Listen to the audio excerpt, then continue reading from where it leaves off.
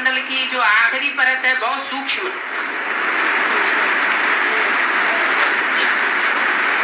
उसको कहते हैं ओज, ओन।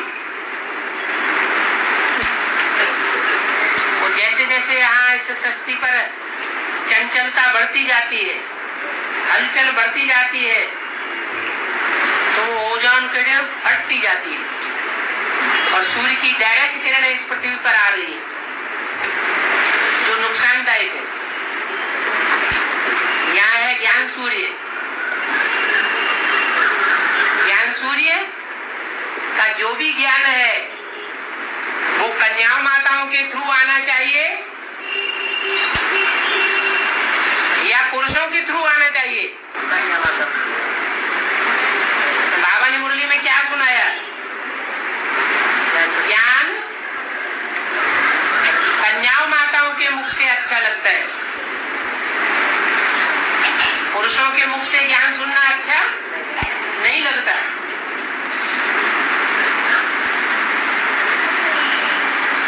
क्यों नहीं लगता? इम्प्योरिटी माताओं में कदम में रहती है ना, क्योंकि इम्प्योरिटी है। इसलिए आजकल जो वाहनों में सस्ती पावर डाली जाती है वो कौन सी है? क्या नाम है उसका? है सस्ता रोवे बार बार और महंगा रोवे एक बार। सस्ती पावर कौन सी है? और वाहनों में जो महंगी पावर डाली जाती है वो कौन सी है?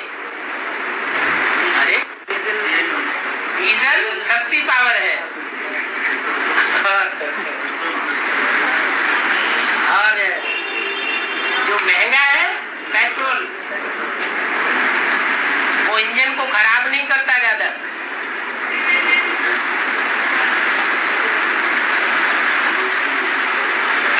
ये आत्माएं मन बुद्धि रूपी इंजन है।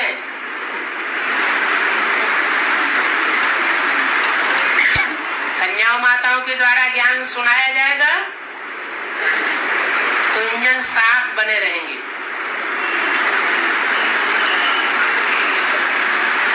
लेकिन एडवांस पार्टी में ज्यादातर होता क्या है? भाई लोग बैठ जाते हैं गुरु बनकर, माताएं भोली भाली बन के बैठी रहती है गीता पासनों।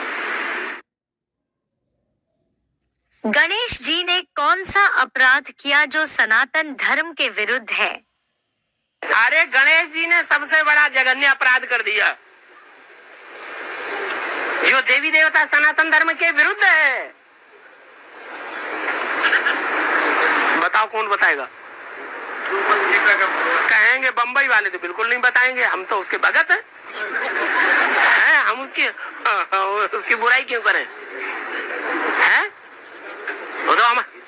वो तो हमारा सदगुरु है, सदगुरु निंदक छावर न पावे। माता की पक्ष है? माता की पक्ष नहीं तो अच्छी बात है। जब जो पिता है उसका पहला फर्ज है माता की रक्षा करना, तो जब पिता मौजूद नहीं है तो माता की कौन रक्षा करे? किसका फर्ज है? जो बाप का फर्ज है, तो बच्चे का फर्ज। उसने कोई गलत काम तो नहीं किया। ये तो हर बच्चे को करना चाहिए, ये खराब बात नहीं है।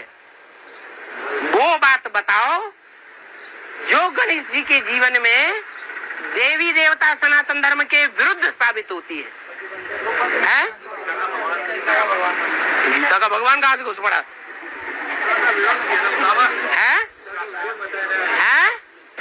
गणेश जी शंकर भगवान माना पार्वती माँ स्नान कर रही थी तो शंकर भगवान को अंदर जाने नहीं दिया। तो अच्छा किया, हम क्या जाने तुम कौन हो? हाँ, हम क्या जाने तुम कौन हो? कोई भी आ सकता है।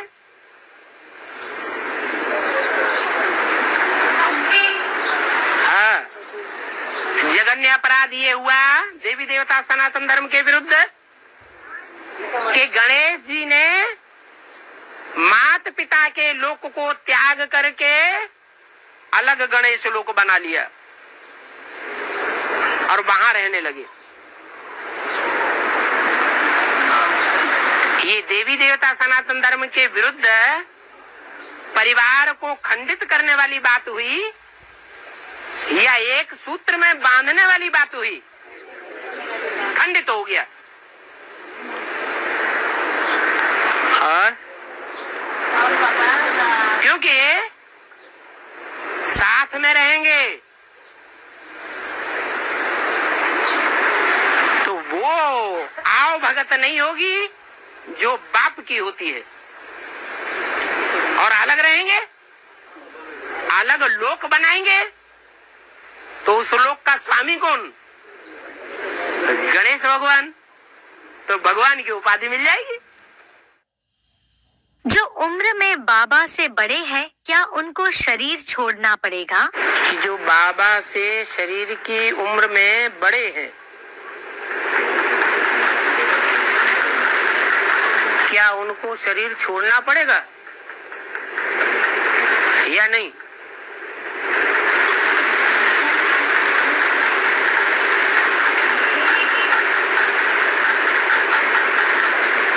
क्या जवाब होगा? है? अगर छोड़ना पड़ेगा तो कारण है भक्ति मार्ग के। क्यों? जो शरीर में बड़े हैं क्या ज्ञान में होशियार नहीं हो सकते? जो शरीर में बड़े हैं, उम्र में ज्यादा हैं, वो ज्ञान में होशियार नहीं हो सकते? क्या ये नहीं हो सकता कि वो आत्माएं जो शरीर में इस जन्म में राम वाली आत्मा से ज्यादा बड़ी हैं, वो पूर्व जन्मों में जन्म जन्मांतर राम वाली आत्मा के साथ रही हो और साथ रहने के कारण उनमें ज्ञान के संस्कार ज्यादा भरे हुए हों? नहीं हो सकता। तो फिर क्यों शरीर छोड़ेंगे?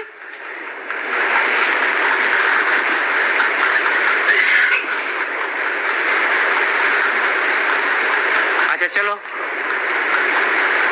नहीं शरीर छोड़ेंगी, फिर जो कहते हैं कि राम वाली आत्मा से जो शरीर शारीरिक उम्र में बड़े हैं उनको शरीर छोड़ना पड़ेगा, तो इसका कोई कारण तो निकालना चाहिए।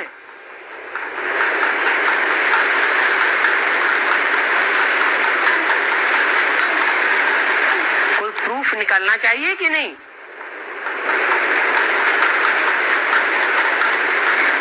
जैसे इस बात का प्रूफ निकला कि राम वाली आत्मा से कोई उम्र में बड़े हैं, लेकिन पूर्व जन्म के जन्मों के हिसाब से राम वाली आत्मा के साथ उनका ज्यादा संग रहा है अनेक जन्मों का,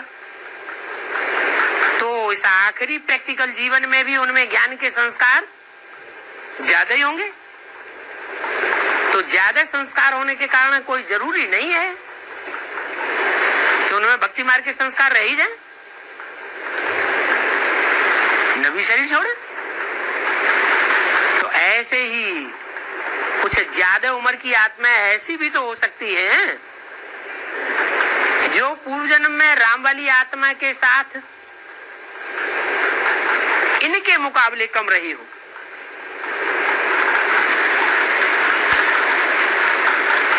राम वाली आत्मा के साथ कम जन्म बिताए हो, कम संग का रंग लिया हो, कृष्ण वाली आत्मा के साथ संग का रंग जास्ती लिया हो, तो भक्ति कुमार संस्कार उनमें ज्यादा होंगे या कम होंगे?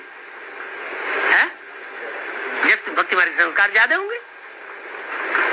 ज्यादा संस्कार होने के कारण फिर उनको शरीर छोड़ना पड़ सकता है।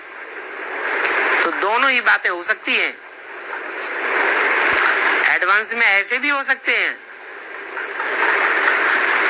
जो ज्यादा उम्र वाले भी शरीर छोड़ सकते हैं और शरीर न भी छोड़ सकते हैं। कन्या माताएं पवित्र होते हुए भी ज्ञान को पहले क्यों उठाती हैं? कन्या माताएं पहले ज्ञान में चल पड़ती हैं या पुरुष पहले निकल पड़ते हैं? कन्या माताएं जास्ती ज्ञान में पहले निकलती हैं पहले वो क्यों निकलती है? उनमें तो धारणा ज्यादा होती है, उनको बाद में निकलना चाहिए तो भी चलेगा।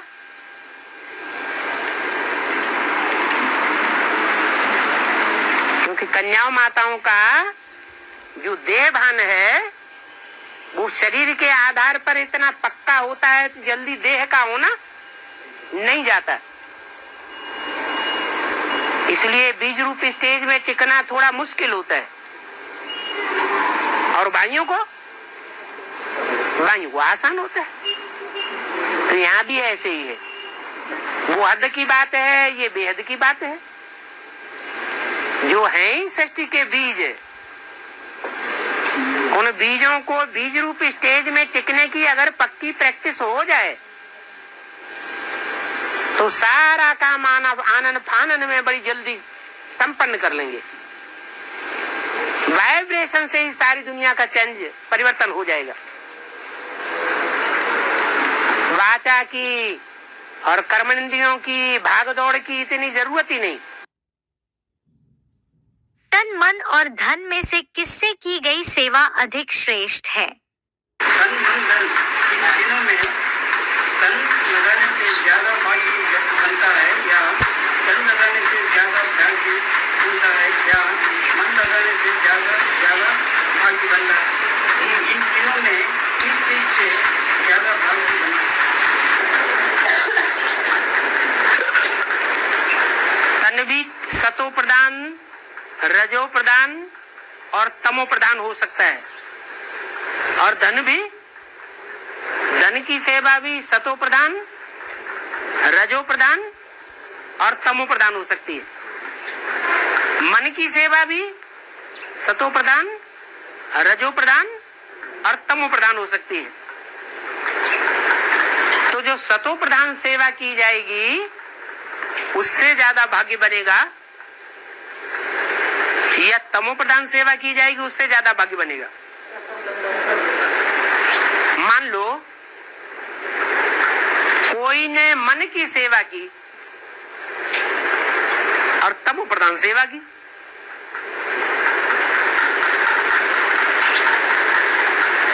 और उसके मुकाबले दूसरे व्यक्ति ने तन की सेवा की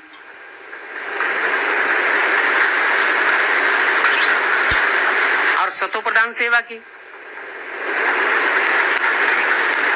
गालियां भी सुनी और सेवा का भाव भी रखा। जिसकी सेवा की उसके प्रति सेवा की भावना भी ऐसी भावना रखी जैसे हम भगवान की सेवा कर रहे हैं। मनसा सेवा पावरफुल मानी जाती है, अति सूक्ष्म होती है। तन की सेवा स्थूल मानी जाती है।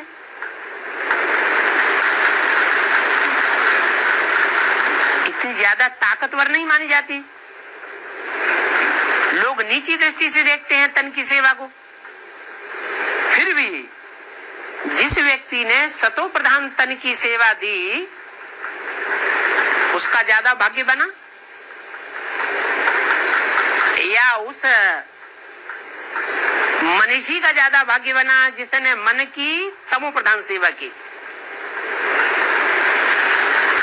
गुस्से में आके ज्ञान सुनाया, अहंकार पूर्वक सुनाया, अहंकार के वाइब्रेशन फेंके, ज्यादा भाग्य किसका बनेगा?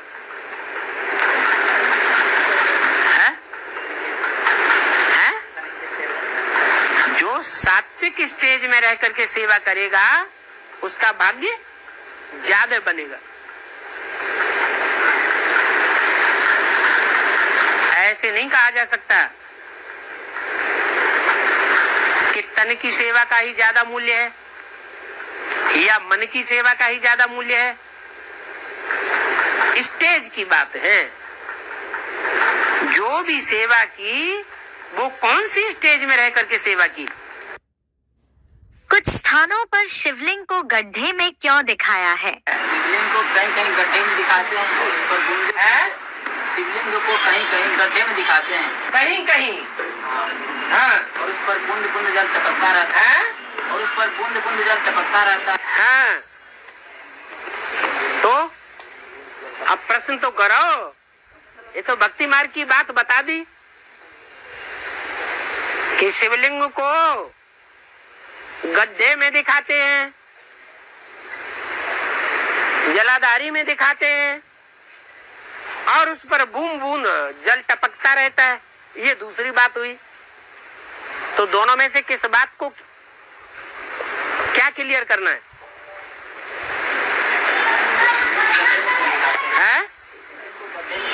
हाँ, गड्ढे में क्यों दिखाते हैं? गड्ढे में इसलिए दिखाते हैं कि और जितने भी देवताएं हैं उनकी और इंद्रियां पूजी जाती हैं।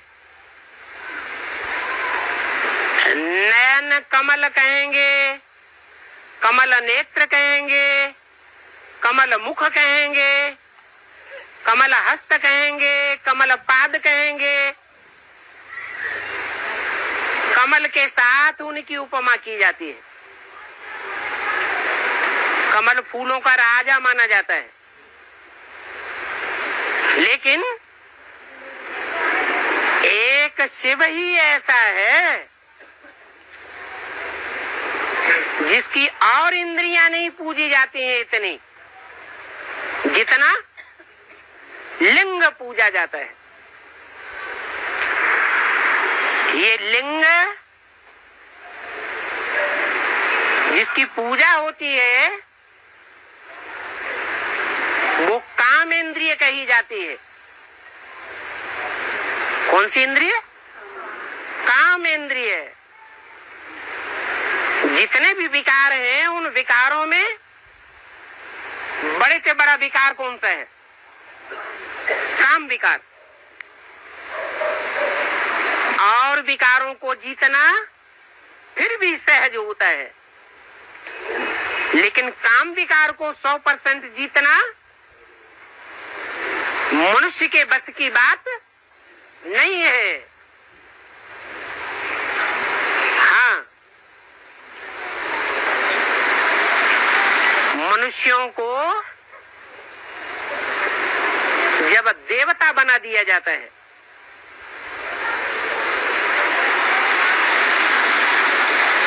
तो बनाने वाला ज्यादा पावरफुल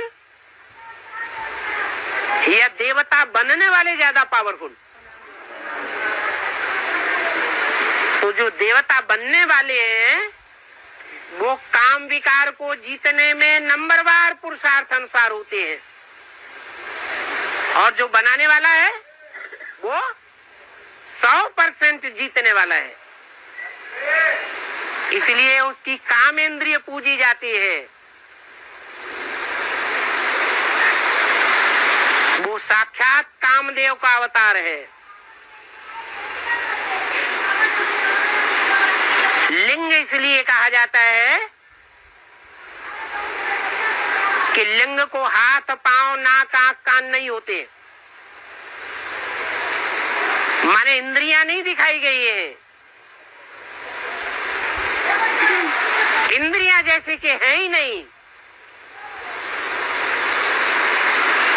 उस स्वरूप को लिंग नाम दिया गया है। उस लिंग रूप में चैतन्य लिंग रूप जिसमें जैसे कि इंद्रियां हैं ही नहीं, निराकारी स्टेज है। उस निराकारी स्टेज के द्वारा भगवान बाप प्रत्यक्ष होते हैं। इसलिए वो परम पवित्र है। जो परम पवित्र है वो ही एवर प्योर है, और जो एवर प्योर है उसकी सबसे जास्ती पूजा होगी, या जो नंबरवार प्योर है उसकी सबसे जास्ती पूजा होगी है? जो एवर प्योर है उसकी दुनिया में सबसे जास्ती पूजा दिखाई गई है। लिंग मूर्तियां जितनी दुनिया में मिली हैं, इतनी कोई भी मूर्तियां नहीं मिली हैं।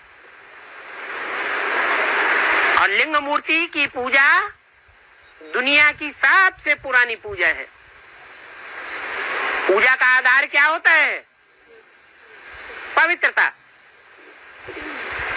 तो देवताओं ने इतनी पवित्रता धारण नहीं करके दिखाई है, लेकिन परमपिता परमात्मा सेवक जिस तन में प्रवेश करता है उसके द्वारा वो एवर प्योरिटी का पार्ट बजाता है। इसलिए लिंग की सबसे जास्ती पूजा होती है। और वो गड्ढे में दिखाया जाता है। गड्ढा स्त्री के अंग को कहा जाता है।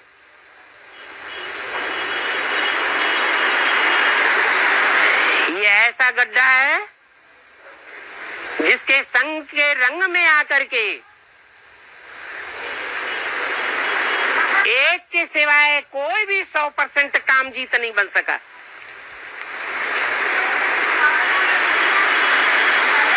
साथ में भी रहे, उसमें रमण भी करे, फिर भी पतित न बने,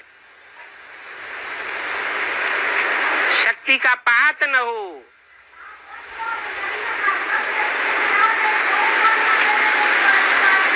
ऐसी स्टेज जो बनाई गई है उसकी यादगार है जलाधारी और लिंग।